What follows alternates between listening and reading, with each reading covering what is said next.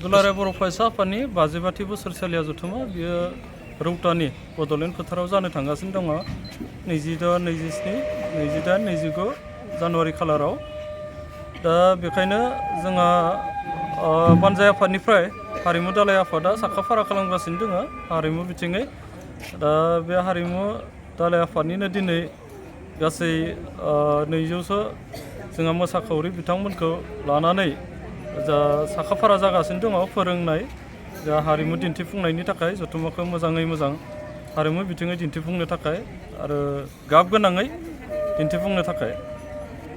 माबोरैहाय जेनेबा मा दङ बेवहाय?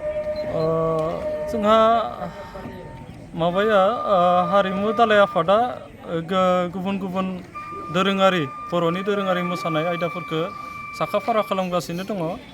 जे बागुरुम्बा मोसानायनिफ्राय लानानै दावस्रि देलाय मोसानाय बा ट्रेडिशनेल जिफोर आइजेंफोर लानानै मोसानाय, दाहाल थुंग्रि लाना मोसानाय, जेखाइ लानानै ना गुरनाय मोसानाय बायदि बिथिंनि दोरोङारि हारिमु मोसानाय आयदाखौ सोलोंगासिनो दङ।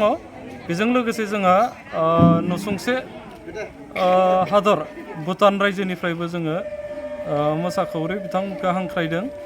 लोगोसे अरुणाचल रायजोनिफ्रायबो जोङो मोसाखावरि हान्जा हांख्रायनाय जादों आरो जोंनि आसामनि नसुंसे रायजो मणिपुर रायजोनिफ्रायबो मोसाखावरि हान्जा जोङो हांख्रायनाय जादों।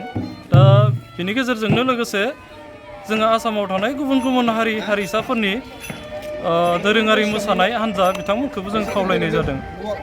दङ दा बे जथुमानि थाखाय 52 जथुमानि थाखाय? जोंहा दा बे हारिमु बिथिङै जोंहा बुंनो थाङोब्ला 50 जौखोन्दोनि गोबांसिन आवगायबाय जोंनि हारिमु बिथिङै साखाफारा जानाया। नोंथाङा सानाय सुनाय बेरामनि जेंनायाव गोग्लैदों नामा? जुदि नोंथाङा सानाय सुनाय दंब्ला जिंगासिनांगौ गैया। चिरां जिल्लानि बेंटल गेट साफागुरियाव दायो एसआइ निउर' थेरापि सेन्टार दंसै। बे थेरापि सेन्टाराव नोंथाङा गोरलैयैनो देहानि सानाय सुनायखौ फाहामथाय लानो हागोन। बे आथिं सानायानो जाग्रोदों, ओमफ्राय जानाया एसे सिगांनिफ्रायनो जाखादों, ओमफ्राय बिदिनो गुबुन गुबुन मुलि जाबाबायदों, ओमफ्राय हामाखै। दिनैनि ट्रिटमेन्टआ नङा, आङो एसे मोजां मोनसिनबाय। जेरै सिं सानाय, आफादावरि सानाय, मोदोम जरा सानाय, आइजोफोरनि जेंना, खर' सानाय बायदि बेरामखौ फाहामनाय जायो। लोगोसेयैनो बे सेन्टाराव थानानै फाहामथाय लानो हानायनिबो सुबिदा खालामदों। नोंथांमोनहा एसआइ निउर' थेरापि सेन्टाराव फाहामथाय लानो गोसो दंब्ला नैबे मबाइल नम्बर 7620160459 नङाब्ला 9476977956 आव थोंजों सुलाद लानो हागोन।